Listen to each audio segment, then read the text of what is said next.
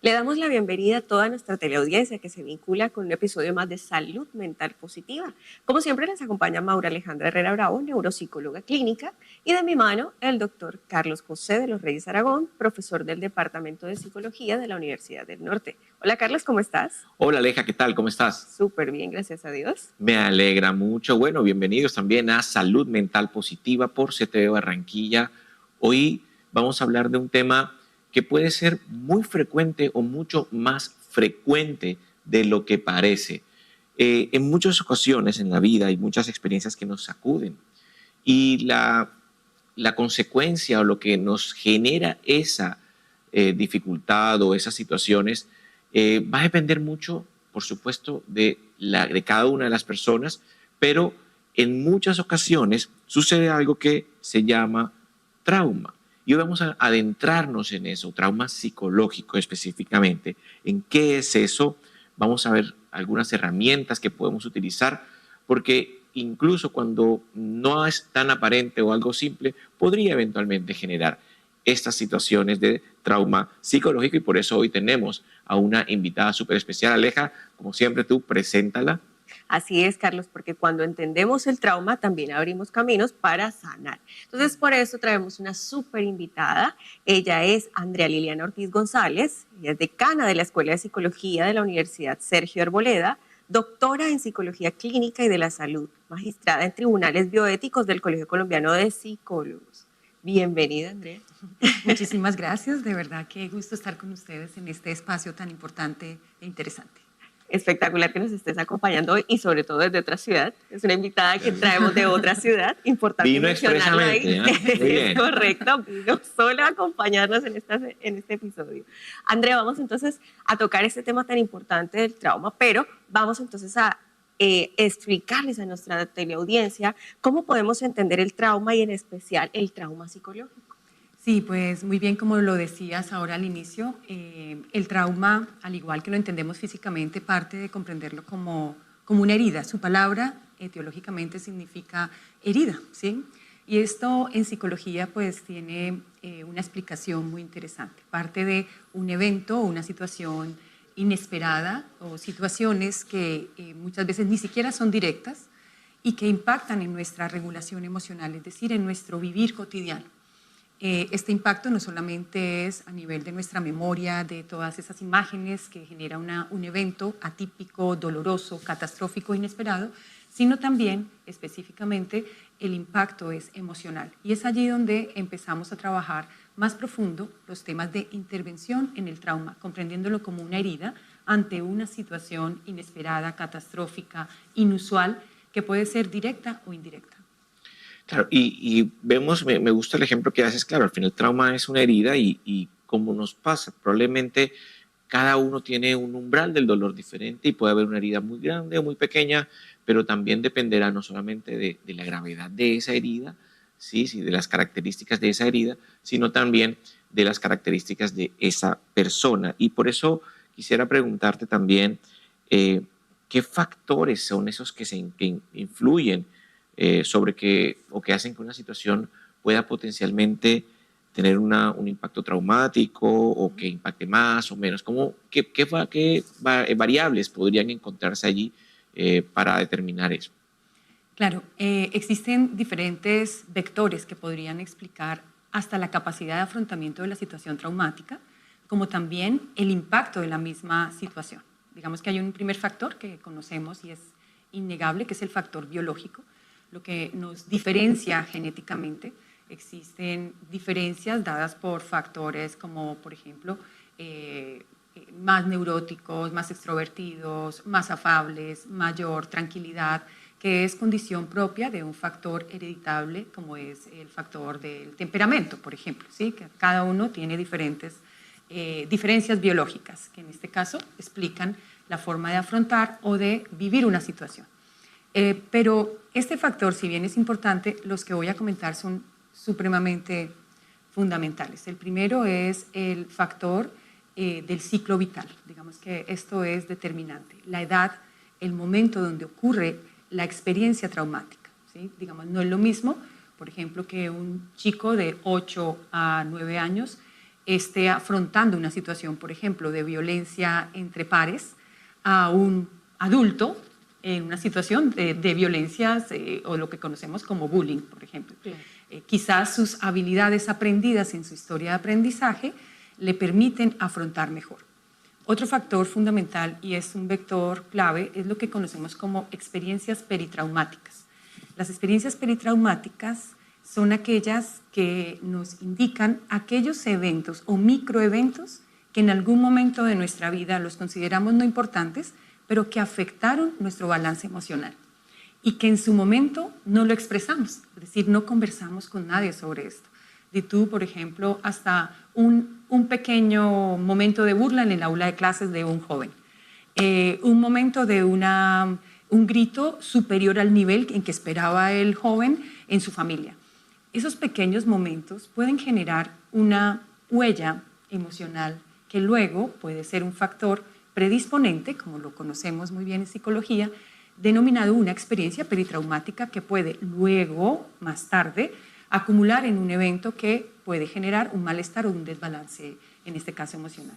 Otro fundamental son los factores sociales, y esto es clave, porque también aprendemos, como lo dicen nuestros clásicos en psicología, nombremos a Bandura clásico, pues, sobre el aprendizaje vicario, lo que observamos también lo imitamos. Entonces, ese factor social es determinante en cómo magnificamos o no una situación cuando podría haber sido una situación no tan grave, pero aprendemos quizás por imitación a que esa es la forma de afrontar y no afrontándola de manera resiliente o de una manera más adaptativa, sino tal vez disfuncional, generando posteriormente conductas o consecuencias no adaptativas. Por ejemplo, la evitación consumiendo alcohol, la evitación en silencio, la evitación con momentos donde la ira la desato con otra persona, la evitación consumiendo sustancias psicoactivas o mucho más grave, lo que hoy conocemos y que sucede mucho en el ambiente juvenil, el cutting, cortarnos, buscar otras formas de encauzar ese dolor que esa herida no dialogada generó en un momento. Excelente. Yo aquí he tomado nota también para ustedes, todo lo que nos está diciendo aquí nuestra experta el día de hoy. Y bueno, lo primero es edad, y voy a tratar de hacer este ejercicio, como de poner ejemplos de cada una de esas tres factores que has mencionado. La primera es la edad, ¿no? Obviamente un niño que tiene una capacidad de regulación emocional tal vez un poco menos avanzada, menos evolucionada, probablemente le cueste más trabajo, o sea que un evento que pueda ser potencialmente traumático va a tener un mayor efecto en función de que es un niño que tiene menos recursos psicológicos, cognitivos, de desarrollo en general. Un segundo aspecto son esto que llamaban lo peritraumático, ¿no? Que era como esas experiencias que son como sutiles y que parecen sin importancia, pero que eventualmente tienen una... Y sobre eso sí tengo un ejemplo, creo que de una amiga mía que ella me decía, yo nunca pude empezar a cantar porque en su momento cuando estaba me decía, yo estaba en primeros grados del colegio y yo me había metido al coro y estaba haciendo la audición y cuando todas las niñas tenían una voz específica, el profesor de música lanzó una expresión incluso sin mala intención y los otros niños se rieron. Y de ahí en adelante ni siquiera participó nunca más en el coro y nunca más desarrolló. Y era algo que pues, no es que haya necesariamente cambiado su vida, pero sí le llevó un patrón en donde empezó a ser un poco más cuidadosa o a exponerse un poco menos, ¿verdad? Eso sería el segundo. Y bueno, el tercero obviamente la parte del aprendizaje vicario, es decir, cómo aprendo por observación. Claro. Y es cómo veo también que mis papás enfrentan situaciones, si es un papá que realmente es temeroso para todo, o es un papá que se arriesga siempre, o que es resiliente y sale adelante, eso también yo lo voy a ir modelando en función también, hay que decirlo, de el valor funcional. Eso funciona para él, porque puede pasar que incluso el ver a mi padre comportarse de esa forma y ver que no funciona me lleva hacia el otro lado, ¿no? Y ver cómo puede ser una conducta adaptativa o desadaptativa, pero si funciona, eso es lo que voy a copiar también para mí. ¿He resumido bien? Sí, pues maravilloso, de verdad, porque en ese marco nos permite entender mejor cómo acompañar, por ejemplo, y cómo comprender para intervenir. En este caso, hablemos primero de no la intervención profesional, sino cómo acompañar esa experiencia de trauma y de pronto, si identifico que ocurrió una situación de la cual no he logrado conversar, dialogar, ¿cómo puedo también entender que esta experiencia traumática emite una conciencia corporal, ¿sabes? Y eso a veces lo dejamos distante del reconocimiento del efecto del trauma. La conciencia corporal aquí es muy importante porque nos reúne un concepto que en psicología hablamos muchísimo, que es la psicosomatización, ¿cierto? Claro. Entonces hablamos de enfermedades clásicas como la fibromialgia, el síndrome de colon irritable, Claro. hasta el mismo cáncer, ¿verdad? Sí. Situaciones... O sistema inmunológico deprimido. Claro, Correcto. entonces son resultantes, como los estudios detrás en revistas muy científicas de alto nivel indican, resultantes de eventos traumáticos no resueltos. Y esto tiene una conexión total del sistema nervioso simpático, parasimpático y entrenamientos ausentes en el momento dado. Por ejemplo, sí que es importante retomar el tema de estos programas SEL, ¿sí? Los programas Social Emotional Learning, el aprendizaje socioemocional anticipado en niños. Así no tengamos trauma o lo tengamos. ¿Por qué? En el momento en que entrenamos en habilidades de afrontar mejor situaciones inesperadas. Y tú, por ejemplo, que mañana ocurra un temblor, que no vaya a pasar, es una situación inesperada, inusual, atípica y catastrófica, es decir, si se genera consecuencias. Pero si no tenemos un soporte emocional, quizás, lógicamente, sea inmediata o posterior, la experiencia del trauma se puede magnificar. Si no es ahora, que es lo que conocemos como el trauma retardado, tú hasta en 10 años posterior. Y no nos explicamos a veces por qué ocurre este dolor físico que tengo, por qué ocurre este malestar lumbar, por qué tengo esta fibromialgia, que sabemos que a nivel biomédico existen varias explicaciones, pero a nivel psicológico, emocional, hay un buen porcentaje, más del 60%, que indica que tiene un componente emocional alto. Entonces, sí que es importante entrenar esa conciencia corporal ante la experiencia del trauma. Bien, algo muy importante, y sé que tal vez nuestros televidentes se están preguntando es, ¿qué es eso de conciencia corporal? Es importante hacerlo y para luego comprender un poco lo que mencionas, y es que definitivamente yo siento la experiencia en alguna parte, la experiencia de ansiedad, la tristeza, la siento en alguna parte, pero cuéntanos un poco de qué es eso de la conciencia corporal. Bueno, pues empecemos de lo básico. Digamos que nuestros autores clásicos y muy bien referenciados como Damasio siempre nos ha explicado del tema de los biomarcadores para nosotros en la ciencia psicológica. Entonces, cómo la conciencia corporal es hacer evidente, como tú muy bien lo dices, esa emoción en nuestro cuerpo, ¿sí? Digamos, sabemos que la ansiedad está relacionada con un componente que denominamos ansiedad fisiológica, que es casi que el 70%. Es decir, el biomarcador de la ansiedad en este caso es la agitación de nuestra respiración, la aceleración de nuestro ritmo cardíaco, el malestar hasta a veces estomacal, y lo entendemos ahora muy bien desde el sistema entérico, la rigidez muscular. Y luego otros biomarcadores que son de nuestros ritmos naturales, como por ejemplo la dificultad para conciliar el sueño, hasta la falta de apetito o el exceso de apetito. Entonces son biomarcadores claros. Y la conciencia corporal, que desprende de una tradición milenaria que en psicología ya científicamente la estudiamos, que son las prácticas de mindfulness o atención plena, nos indican que en la medida en que entrenemos en centrarnos en el presente mediante técnicas de respiración guiada y tomando ejercicios de movimiento corporal lento, podremos identificar mucho mejor esos momentos corporales que están activos ante una situación atípica emocional. Y me gusta porque, fíjense entonces cómo podríamos hacer un pequeño enlace de lo que has mencionado hasta ahora, y es que si tengo conciencia corporal, soy capaz de identificar cuando me pasa algo y puedo probablemente asociarlo a un estímulo, a algún evento específico y entender que eso me está causando. Es lo que decíamos al principio, es el primer paso para sanar, ¿no? Para conocer qué es lo que me está generando esto. Y luego, por supuesto, empezar a intervenirlo a partir de muchas técnicas. Ahora nos hablarás un poco de esto desde lo especialista y también desde lo que podemos hacer en casa. Pero definitivamente es cambiar ese patrón, primero identificando lo que nos hace sentirnos así. Eso es súper importante y es muy contrario a lo que, o va un poco en contravía a lo que la mayoría de gente suele hacer, y es Entonces, como no me gusta experimentar esto, simplemente lo evito, pienso en otra cosa y entonces ya olvídate, deja que eso te pase. Cosas que le dicen, estoy ansioso, pero piensa en otra cosa. Sí, bueno, es una salida fácil, pero va en contra de experimenta qué es lo que te pasa. O sea, ¿por qué estás experimentando esto? Y empieza a trabajar en eso. Es una estrategia poco adaptativa al final, pero piensa en otra cosa, ¿no? Porque tu cuerpo está diciendo algo y presta atención. Claro. Claro, y mira que eso conecta con una de las teorías clásicas de la reacción filogenética que tenemos los seres humanos por nuestro propio cuidado, que es la lucha y huida. Claro. Entonces, ante un evento traumático o un evento que me va a hacer daño, prefiero huir, ¿cierto? Y cuando estos flashbacks o esas memorias que tenemos de esa situación que en algún momento nos causó dolor, preferimos evitar por cuidarnos, supuestamente por cuidarnos, cuando quizás se está generando es un congelamiento emocional.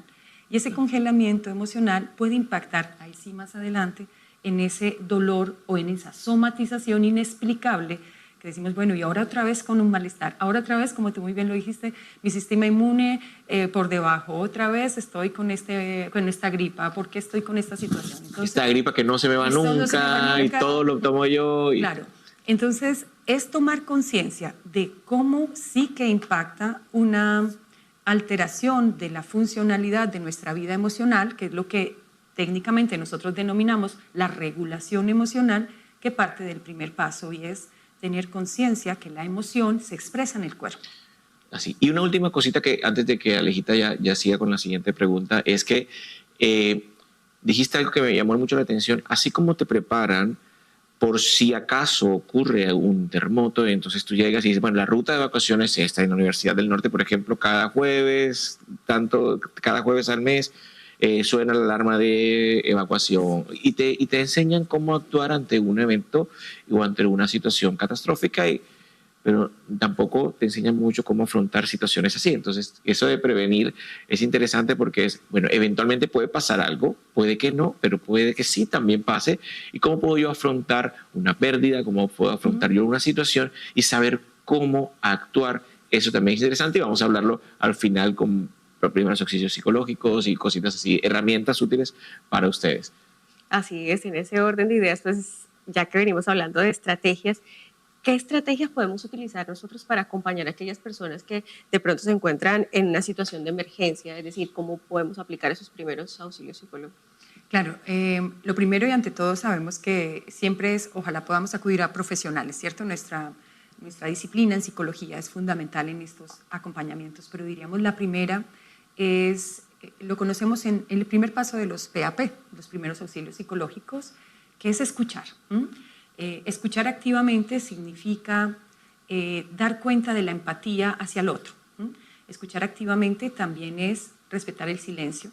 Escuchar activamente también es saber y conocer y comprender esa situación que está viviendo ahora a partir de un trauma o a partir de una experiencia traumática. Otro muy importante tiene que ver con lo que estábamos hablando, que es educar sobre que el dolor ocurre y que de por sí el dolor es connatural, es decir, decirle no te duelas es como estar hablando con máquinas y no estamos hablando sino con seres humanos. Claro. Entonces el dolor, cuando enseñamos que el dolor, que la activación de la ansiedad, que la activación del miedo, que de repente esos mínimos de interrupción en el sueño, que de repente estar con inapetencia en comer, forma parte también de un afrontamiento connatural de tu cuerpo ante una experiencia de pérdida, de dolor, de algo inimaginable, es normal. Cuando le dices esto a alguien desde un profesional, estás también disminuyendo esa tensión. Porque a veces el no conocer qué me está pasando y pensar que ya por esto estoy, entre comillas, enfermo, me genera mayor tensión. Entonces, en la medida en que educamos, que es otro de los pasos claves de los PAP, educar sobre lo que está sucediendo. Entonces, es otro punto clave. Otro fundamental es identificar redes de apoyo. En algunos casos se considera obvio que todos tenemos amigos, tenemos miles de seguidores, cuando eso realmente no es una red de apoyo, sino en este caso, quienes están alrededor, primero, de mayor confianza, segundo, si ha tenido o conoce ayuda profesional, Tercero, ¿qué otro de los modelos sociales, es decir, un modelo social en este caso puede ser alguien de la familia, que sea un modelo social positivo, que ha tenido una situación similar, por ejemplo, y logró afrontarla? Eso es bien interesante con los niños, por ejemplo, porque se identifican mucho con modelos, por ejemplo, como el abuelo, o en el caso con modelos a veces externos, como jugadores, superhéroes u otros, sí, pero que en este caso hayan pasado por una situación y la lograron afrontar. Y finalmente también aprendemos por imitación. Y otro punto muy importante de esa primera fase es derivar cuando ocurra la necesidad. Derivar es indicar, mira, yo tengo este profesional, por eso estos programas son tan importantes, porque dan cuenta de que existen psicólogos clínicos que acompañan estos procesos. Excelente. Aquí, como siempre, tomando nota para que recapitulemos. Primero, escuchar, una escucha activa, ¿verdad? Empática, educar también sobre las situaciones, buscar o identificar las redes de apoyo y poner en contacto con las redes de apoyo, ilustrar casos como modelamiento para que pueda haber esos ejemplos de resiliencia y definitivamente derivar a un profesional para que ella pueda hacerse cargo después. Y es muy parecido a lo que uno hace. No hay una cortada, hay algo y uno hace el torniquete, lo que se supone que uno debe hacer, y luego sí venga un especialista y trabaje también sobre eso. Y mencionaste algo y me gustaría también dos preguntas muy precisas. Uno, ¿cómo identificar que alguien está teniendo estas dificultades? Hay algunas cosas del cuerpo y del ritmo de vida, es decir, lo que iba a decir el ritmo circadiano, que es como ciclos de sueño y vigilia, si dormir o estar despiertos, pero en general, ¿qué otros síntomas o características, indicadores me pueden decir que alguien está pasando por una situación como esta? Mira, podemos tomarlo como de referencia con 3 letras, ¿sí? Digamos la S, la E y la P, ¿sí? Okay. Sentimientos, emociones y pensamientos. Fantástico. ¿Sí? Cuando vemos que nuestros sentimientos están en mayor nivel de lo que una situación exige, ¿sí? Tanto por irascibilidad como alta sensibilidad, ¿sí? Digamos, una situación como mínimo, que se te atravesó un carro cuando ibas manejando y de repente bajas la ventana, te bajas abruptamente y buscas chocar contra el otro cuando no es tu reactividad con natural, ¿sí? Claro. Entonces, el primer punto es sentimientos. Cómo nuestros sentimientos hacia nosotros mismos, sentimientos hacia las situaciones, hacia las personas, están variando. Y variando en que generan consecuencias no funcionales, ¿sí? Y cuando hablamos de una consecuencia no funcional, estamos hablando de poder generar un daño al otro, un daño a sí mismo, claro, un daño al ambiente. La segunda, que es la E, es tomar conciencia también de lo emocional que se vincula con lo corporal, ¿sí? Entonces, en este caso es, he dejado de hacer cosas que antes hacía. Lo que conocemos levemente como indicios de anedonia, ¿cierto? Exacto. Una desmotivación hacia algo que yo hacía permanentemente. El segundo es que empiezo a generar, sin saber por qué, un ritmo cardíaco acelerado. Digamos que acá hay una desestabilización, en este caso fisiológica, que es resultado de una desregulación, en este caso emocional. También lo que tú muy bien nombrabas ahora, estos mínimos de estoy durmiendo y me despierto a la 1, luego a las 3, a las 4, o digo dormí bien, pero luego miro mi biomarcador acá y digo no tuve sueño profundo. Entonces, ¿qué pasa? Vamos ahora con la P, que son pensamientos. Esto quizás es más complejo, porque no se ve. En el anterior sí, claro, porque vemos que hay tensión muscular, vemos que hay dificultades en el sueño, vemos que estamos más irascibles, de pronto que tenemos migraña, bueno. Pero pensamientos no los vemos. Y los pensamientos en este caso los vinculamos con un poco las teorías clásicas de Beck, o bueno, esta rumiación cognitiva permanente sobre la situación. Sea por percepción de culpa, por ejemplo, ¿por qué no hice algo? Debí haber hecho algo, pude haber salido de ahí, es decir, ese pasado de la situación que me dolió, o a futuro, no, tengo que hacer algo, voy a tener que resolverlo, tengo que mirar qué hago, mejor me levanto y hago algo, esto no me puede seguir pasando. Entonces, cuando esos pensamientos nos están distrayendo de la realidad, cuando tú estás haciendo una tarea y ya tu pensamiento te saca más de 2 minutos, atención, algo está pasando, ¿sí? Por eso el tema tan clave, que lo miraremos ahora, que es cómo entrenar en mindfulness, en atención plena. Los pensamientos, finalmente, para el tema del trauma, son resultado de todas estas memorias, ¿sí? Las memorias sean visuales, sean memorias por el evento que sufrí directamente o por el evento que vi hasta en las redes, por ejemplo. Puede ocurrir que adquiriste un miedo relacionado con una sensación de trauma por observar un video terrible en las redes. Entonces, cuando notamos que esos pensamientos se mantienen de forma catastrófica, que son, decimos rumiación en términos técnicos porque están permanentemente, ¿sí? Es como flash, flash, flash. Y cada vez los magnificamos más. Allí es que tenemos que ya atender aquello no observable, que es, en este caso, el pensar, ¿no? Interesante. SEP. Entonces, sensación, emoción y pensamiento. Y el pensamiento termina siendo bastante intrusivo. Al final no puedes dejar de pensar en otra cosa. Y bueno, yo sé que ya hemos dado algunas recomendaciones, pero quiero que de pronto podamos hacer el ejercicio que sé que también trabajas en investigación sobre esta parte de conciencia plena, ya nos has mencionado.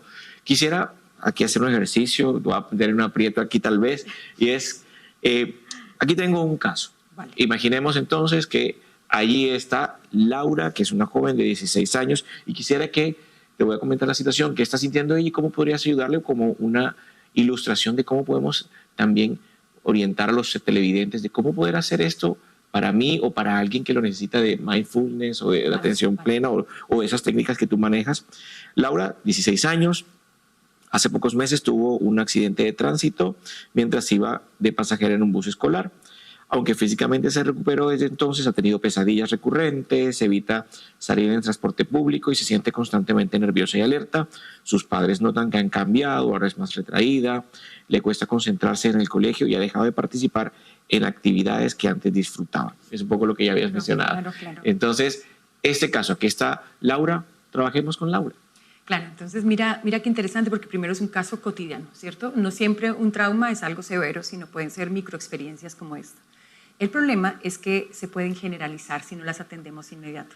Una pequeña experiencia como Laura de ese malestar que le generó una situación en un medio de transporte, luego si no la atendemos inmediato puede generar hasta una ansiedad social, ¿no? Claro. O agorafobia, no querer luego salir de su casa. Exacto. Entonces, lo primero es reconocer la situación que le está generando la activación, en este caso fisiológica. Puede ser que ya ella primero está desmotivada a hacer cosas, no está durmiendo bien, seguramente. Sí. Está más inatenta en las clases, de repente somatiza un dolor estomacal que ocurre frecuentemente después de una situación para evitar salir nuevamente. Entonces, en estos casos, lo primero y es clave, la red de apoyo que es papá, mamá, de pronto abuelo, que están en casa, es hablar de la experiencia. Okay. Tú lo dijiste muy bien, muchas veces recurrimos a la evitación. Mejor no le hablen de eso, claro. Mejor no hablemos de eso porque a ella le dolió. Pues no, es necesario ponerlo en la mesa. Ponerlo en la mesa y decir, ¿qué fue lo que ocurrió? Queremos escucharte. ¿Qué es lo que te molestó? Y tampoco recurrir a nuestras propias experiencias como adultos, ¿no? Pero si yo ya pasé por eso, tú también puedes. No es la forma, sino qué fue lo que realmente te hizo doler. De repente Laura nos va a decir, es que ni siquiera fue el accidente lo que pasó. Es que iba pasando un perrito y ese perrito perdió la vida cuando pasó eso. Okay. Entonces nos damos cuenta que fue otro estímulo el que generó el detonante del malestar fisiológico, emocional, psicológico en este caso. Entonces, qué bueno, el primer punto es aprender a dialogar, poner el tema sobre la mesa. Okay. Cuando aprendemos a dialogar, que es escuchar empáticamente, luego sí nos damos cuenta si debemos derivar, que es clave. Digamos, por pequeño que sea el episodio, sí que es bueno acompañarnos. Acompañarnos no porque ya estemos hablando de, no, es que mi hija tiene ya un estrés postrauma, no, o un trastorno desadaptativo, no. Es necesario recurrir a los psicólogos en el marco del acompañamiento preventivo, ¿sí? Hablar sobre el trauma, hablar sobre esa experiencia, ese miedo que todavía no es un miedo disfuncional, sino un miedo que me está impactando, de pronto hay mayor sudoración cuando voy veo un transporte o cuando veo un bus, cuando mi papá prende el carro, empiezo a sudar un poquito porque ya está generalizando los síntomas que luego pueden ser ya no solamente ese miedo, si no lo atendemos oportunamente, sino una fobia, ¿no? Que es lo que no queremos. Exacto. Entonces, en ese marco el segundo paso es también aprender a indicar a qué profesional acudir. Y el tercero es sí acompañar de manera, digamos, un poco más científica entre la familia, que es observar cambios recurrentes en el comportamiento que tengan una frecuencia y duración de más de 2 semanas, ¿sí? Es normal que en una semana tengamos cambios, ¿sí? Lo decíamos al principio. De pronto estoy más angustiada y angustiada se representa en que llego de pronto más sensible, pero cuando esto se mantiene durante 2 semanas, atención. Entonces, ser muy observadores y acompañar también durante las rutinas de la vida diaria de Laura. Y los referentes, que es otro de los puntos que siempre nosotros tenemos muy en cuenta en psicología. Un referente en este caso es profesora del colegio, el profesor, el director de la ruta, el rector del colegio, su amigo más cercano. Esos son los referentes también a los que podemos acudir y preguntar cómo lo has visto, qué ha pasado. Okay, claro. El entrenador de baloncesto, por ejemplo, si dejó de ir, preguntarle. Y nos permite generar inicialmente un pequeño análisis de caso que luego en la entrevista con psicólogo será mucho más fácil dialogar sobre el tema. Excelente, muy aplicado. Así es, súper, súper bueno todos estos puntos que nos acabas de dar, doctora Andrea, porque ahí todos, hay cosas que tú mencionabas, por ejemplo, está el trauma, pero si no está súper intensificado, entonces no buscamos ayuda. Nosotros siempre decimos acá, siempre es importante acudir a esa ayuda terapéutica, por mínimo que sea el trauma, ¿verdad? De verdad, muchísimas gracias, doctora Andrea, por haber venido hasta aquí, acompañarnos en este episodio tan significativo para todos. Esperamos que en casa también se lo hayan disfrutado tanto como nosotros y que hayan tomado atenta nota, así como lo hace siempre Carlos. Así es, no, gracias por venir expresamente y bienvenida aquí en cualquier momento que quieras. Estas puertas están abiertas siempre. Bueno, pues muchas gracias a ustedes, de verdad, y a este maravilloso programa y dispuesta a que sigamos conversando. Claro que sí, muchos temas por abordar. Vale. Y a ustedes recordarles que nos pueden escribir a través de las redes sociales. Aparecemos en Instagram como Ciencia Positiva y también a través de la línea de WhatsApp 305-449-3758. Ahí estamos súper atentos a todas las inquietudes que ustedes presenten, incluso aquellos temas que quieren que abordamos con los diferentes especialistas que hemos traído y que vamos a traer para ustedes, para complacer todos estos temas que ustedes nos sugieren. Recuerden que estamos en nuestra atención clínica también en Conciencia Positiva. Por ahora, les agradecemos la sintonía y les dejamos un gran abrazo.